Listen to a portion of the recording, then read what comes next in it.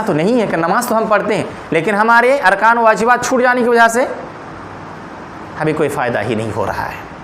تو اس لیے ضروری ہے کہ ہم نماز کو ان کے ارکان اور شروط کے ساتھ پڑھنے کی کوشش کریں, تب جا کر کے ہماری نماز قبول ہوگی. اور یہی کہتے ہیں اس درس آج کا درس کا موضوع ہے انشاءاللہ.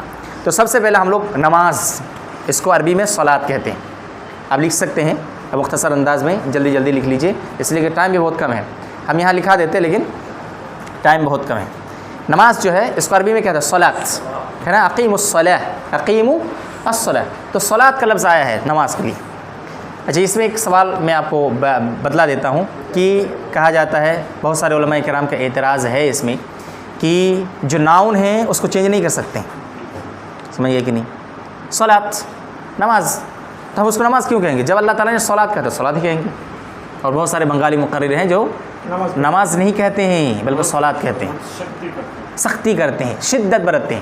تو اگر صلاۃ کہتا ہے اچھی بات, شریعت کا اصطلاح ہے, ایک کہنا چاہیے, ہمیں بھی کہنا چاہیے کہ صلاۃ صلاۃ. لیکن اگر کوئی شخص نماز کہہ کر کے صلاۃ کا تصور اس کے ذہن میں آ جائے, نماز کہنے کے بعد وہی سارے شکل جو صلاۃ کہہ کر کے ہمارے ذہن میں جو باتیں آتی ہے, تو نماز کہنے میں کوئی حرج کی بات نہیں ہے, کہہ سکتے ہیں کوئی حرج, لیکن صلاۃ کہنا افضل ہے.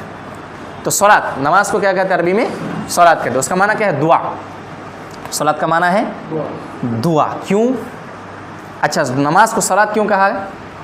اس لیے کہ ایک نمازی جب نماز پڑھتا ہے تو اللہ تبارک و تعالیٰ سے کیا کرتا ہے؟ مناجات کرتا ہے, اس سے سوال کرتا ہے, اس سے طلب کرتا ہے, اس سے مانتا ہے, اللہ تعالیٰ کی تعریف کرتا ہے, اس کی عبادت کرتا ہے, سوال کرتا ہے. یہ سب کے سب دعا ہے, یعنی پوری نماز جو ہے دعا پر مشتمل ہے. تو یہ ساری چیزیں جو ہے یعنی دعا کی شکل میں, اللہ تبارک و تعالیٰ سے سوال کی شکل میں, یا پھر اللہ تعالیٰ کی تعریف کی شکل میں, ایک نمازی دعا میں ہی مشغول ہوتا ہے نماز کے اندر. اسی لیے صلاۃ کو کیا کہہ دیا گیا؟ دعا کہہ دیا گیا. اچھا, اصطلاح میں شریعت کے بھاشا میں نماز کسے کہتے ہیں؟ کہتے ہیں وہ مخصوص اقوال و افعال. اقوال آپ لوگ کل میں اس کی تشریح کیا, اقوال قول کی جمع ہے, یعنی وہ باتیں.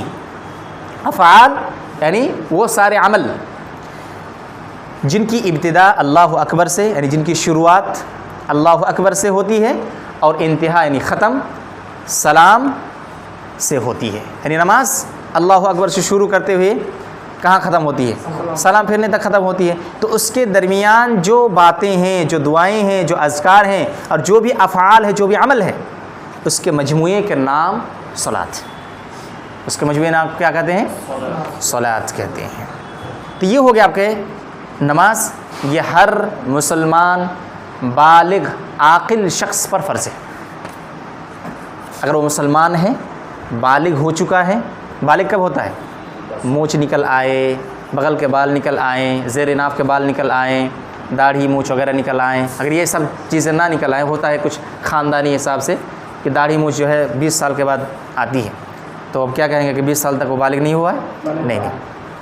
خوب سے خوب اگر ہے تو 14 سے 15 سال. لیکن آج کے زمانے میں موبائل وغیرہ استعمال کرنے کی وجہ سے 12-13 سال ہی میں ایک بچہ جوان ہو جاتا ہے, بالغ ہو جاتا ہے. احتلام کا ہو جانا. تو اگر وہ بالغ ہو گیا ہے, مسلمان ہے, عقل مند ہے, اگر پاگل ہے تو اس پر نماز فرض نہیں ہے. عقل مند ہونا چاہیے, تو اس پر نماز فرض ہے. کب تک؟ وَاعْبُدْ رَبَّكَ حَتَّى يَأْتِيَكَ الْيَقِينُ. جب تک موت نہ آئے تب تک آپ کو نماز پڑھنی ہے. کھڑے ہو کر پڑھنا ہے, نہیں پڑھ سکتے صلی قائماً فَإِن لَمْ يَسْتَطِعْ فَقَاعِدًا. بیٹھ کر کھڑے ہو کر نہیں پڑھ سکتے ہیں تو بیٹھ کے پڑھیے. فَإِن لَمْ يَسْتَطِعْ فَعَلَى جَنبٍ. اگر بیٹھ کے بھی نہیں پڑھ سکتے ہیں تو آپ لیٹ کر پڑھیے, پہلو کے بل پڑھیے. لیکن نماز پڑھنا ہے جب تک سانس ہے, سانس چلنے تک آپ کو نماز پڑھنا ہے. سو کر لیٹ کر بھی نہیں پڑھ سکتے ہیں, اشارے سے پڑھیے. ہاتھ پیر ہلا نہیں سکتے ہیں تو اشارے سے پڑھیے. لیکن نماز پڑھنی ہے جب تک سانس چلے گی. مردوں کے لیے تو نماز کی رخصت ہے ہی نہیں.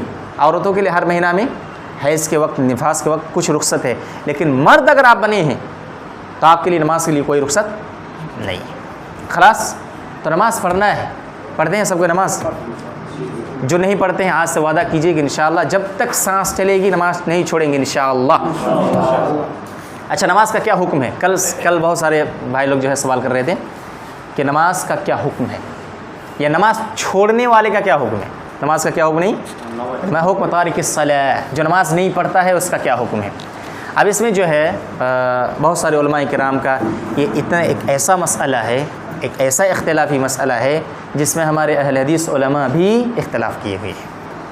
کچھ لوگ کہتے ہیں کہ نماز چھوڑنے والا کافر ہے، اور کچھ لوگ کہتے ہیں نماز چھوڑنے والا کافر نہیں ہے۔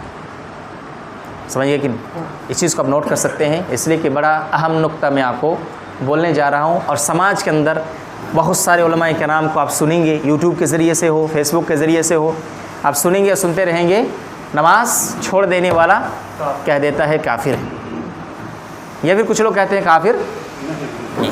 اس میں ایک بات غور کریں گے کہ تمام مسلمانوں کا اس میں اجماع ہے، سب لوگوں کا اتفاق ہے کہ اگر کوئی نماز کی فرضیت کو انکار کرتا ہے، نماز فرض ہے انکار অস্বীকার যারা করে, নামাজ নেই, আল্লাহ নামাজ ফরজ করেনি, নামাজের দরকারই নেই আমার জন্য, নামাজ কি পড়তে হবে আমাদেরকে, নামাজ ফরজ নয়, এটা যদি কেউ ইনকার করে অস্বীকার করে তাহলে সে কাফির, এটি কোনো সন্দেহ নেই। इसमें कोई शक नहीं है कि अगर कोई फ़र्ज़ियत को इनकार करता है कि ये फ़र्ज़ है, इस चीज़ को अगर इनकार करता है तो वो काफिर है, इसमें किसी का इख्तिलाफ़ नहीं। अब किसी को नमाज़ पढ़ने के लिए बोले कि भाई साहब नमाज़ क्यों नहीं पढ़ते हैं, चलिए नमाज़ पढ़ने के लिए, तो नहीं नमाज़ पढ़ेंगे, इनकार कर दिया, वो काफिर है। अगर वो इनकार कर दे नहीं पढ़ेंगे नमाज, जाओ तुम लोग पढ़ो, या फिर नमाज़ पढ़ना ज़रूरी नहीं है, या क्या होगा नमाज़ पढ़ के, नमाज कर रहे हो, तो वो इंसान काफिर है। बचना चाहिए सारी कलिमा से, और हमारे समाज के अंदर ऐसे लोग मिल जाएंगे आपको, बोलते हैं हे नमाज করতে চলে আসে, মৌলবীর কোনো কাম নেই, খালি নমাজ, তোমরা नमाज पढ़ो, हमारे गाढ़ाते जाবে ना कि तुम। तो अगर कोई नमाज को इनकार करता है तो ये काफिर हो जाता है, इसमें कोई शक नहीं। लेकिन नमाज के फ़र्ज़ियत को मानता है, मतलब नमाज फ़र्ज़ है, वाजिब है, इसको मानता है। कैसे मानता है? अब जैसे आपका नाम क्या है? अंज़र आलम। हम जाके बोल रहे हैं कि भाई अंज़र आलम आप नमाज क्यों नहीं पढ़ते हैं? पढ़ेंगे मौलाना, अभी थोड़ा बिज़ी हैं, काम में मशगूल हैं, व्यस्त हैं, अभी थोड़ा टेंशन है, पढ़ेंगे इंशाअल्लाह, कल से पढ़ेंगे, देखते हैं, कोशिश करते हैं, 1 हफ़्ता के बाद पढ़ना लगेंगे, 1 महीना के बाद पढ़ने लगेंगे, वगैरह वगैरह जो बोलते हैं। मतलब ये है कि वो जानता है इस चीज़ को कि नमाज फ़र्ज़ है, पढ़ना पड़ेगा, वाजिब है हम पर।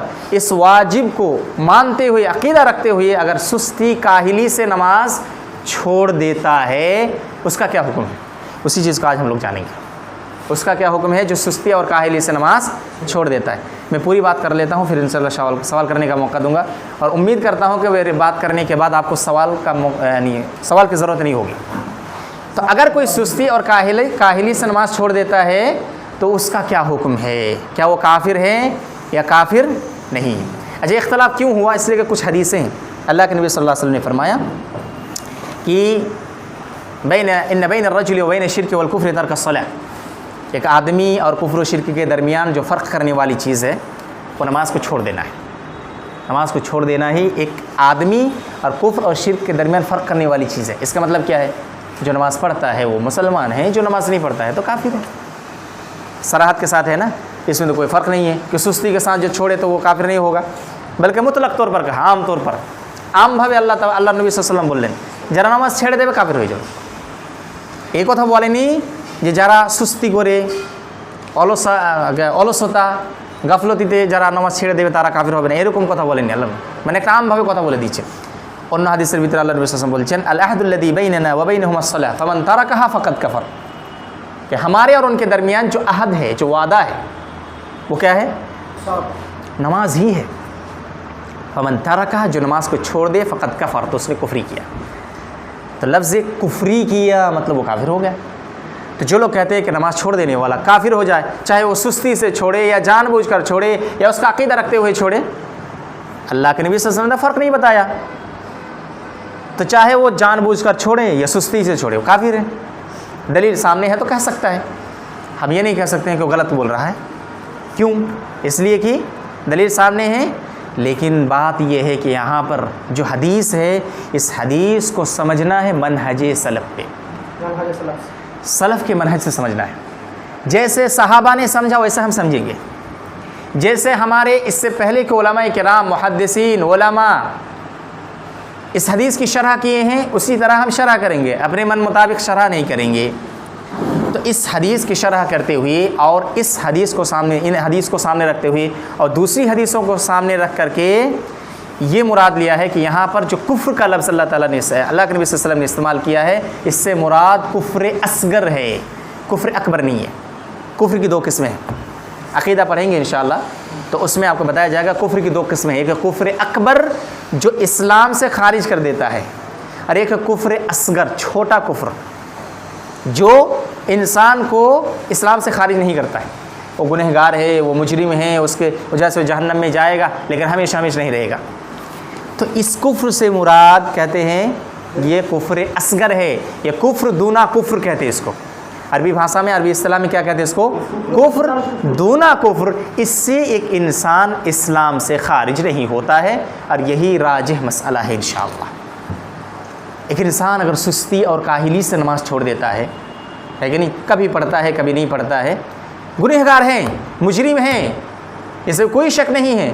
جیسے کہتے ہیں چاروں ائمہ کے جو اقوال ہیں کہ اگر کوئی نماز چھوڑ دیتا ہے تو امام احمد بن حنبل نے کہا کہ قتل کر دیجئے، امام شافعی نے کہا قتل کر دیجئے اس کو، لیکن امام ابو حنیفہ نے کہا جیل میں بند کر دیجئے اس کو، جب تک وہ نماز نہ پڑھنے لگے جیل سے نہ نکالا جائے۔ وہ مجرم ہے، ہم اس کو مار سکتے ہیں، اس کو سزا دے سکتے ہیں، تعزیری سزا دے سکتے ہیں، سماج سے بائیکٹ کر سکتے ہیں، لیکن ہم یہ نہیں کر سکتے ہیں کہ کافر ہے۔ سمجھیے، یعنی وہ کفر اصغر کر رہا ہے، اسے اسلام سے وہ خارج ہونے والا نہیں۔ کیوں ایسا کہتے ہیں؟ اس لیے کہ ایک حدیث ہے، میں اس حدیث کو پڑھتا ہوں، عبادہ بن صامت رضی اللہ تعالیٰ عنہ کی روایت ہے، انہوں نے کہا میں نے اللہ کے نبی صلی اللہ علیہ وسلم کو کہتے ہوئے سنا، خمس صلوات کتبہن اللہ علی العباد، 5 وقت کی نمازیں اللہ تبارک و تعالیٰ نے بندوں پر فرض کرا دیا ہے۔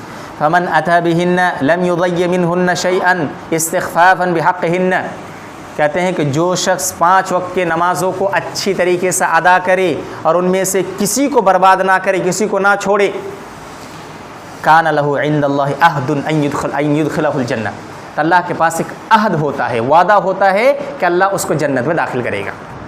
تو جو 5 وقت کی نماز کو اہتمام کے ساتھ اچھے سے پڑھتا ہے تو اللہ تبارک و تعالیٰ کے پاس ایک وعدہ ہے، اللہ اسے جنت میں داخل کرے گا۔ وَمَن لَّمْ يَأْتِ بِهِنَّ فَلَيْسَ لَهُ عِندَ اللَّهِ عَهْدٌ، اور جس کے پاس کہتے ہیں کہ جو شخص ان 5 وقت کی نماز کو اچھے سے نہیں پڑھتا ہے یا نہیں پڑھتا ہے تو اللہ کے پاس کوئی وعدہ نہیں ہوتا ہے، کوئی عہد نہیں ہوتا ہے۔ إِن شَاءَ عَذَّبَهُ وَإِن شَاءَ غَفَرَ لَهُ، یہاں نقطہ ہے، اگر اللہ چاہے تو عذاب دے گا اور چاہے تو بخش دے گا۔ اگر وہ کافر ہو جائے تو بخشے گا؟ نہیں، کافروں کو بخشے گا نہیں، کبھی نہیں۔ یہاں نماز نہیں پڑھا، اس کے باوجود کیا کہا کہ معاملہ اللہ کے حوالے ہیں، اللہ کے مشیت کے حوالے ہیں، اللہ چاہے گا تو عذاب دے گا، چاہے گا تو معاف کر دے گا۔ تو اللہ کے نبی صلی اللہ علیہ وسلم کا اس معاملے کو اللہ کی مشیت کی طرف لوٹا دینا اس بات کی دلیل ہے کہ وہ کافر تو نہیں ہوتا ہے، اس لیے کہ اللہ تعالیٰ نے کہا کیا کہ ان اللہ لا یغفر ان یشرک بہ ویغفر ما دون ذلک لمن یشاء، شرک کو اللہ تعالیٰ کبھی بخشے گا نہیں، کبھی معاف نہیں کرے گا، اس کے علاوہ جو چھوٹا گناہ ہے تو گویا کہ یہ شرک اور کفر سے چھوٹا ہے، چاہے اللہ تعالیٰ تو عذاب دے گا اور چاہے تو بخش بھی دے گا۔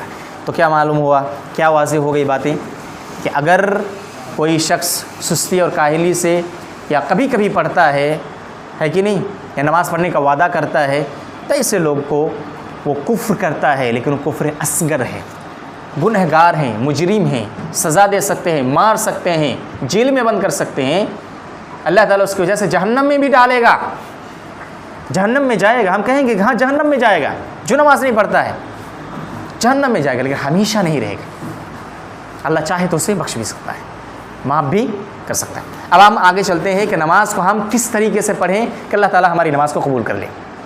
نماز کو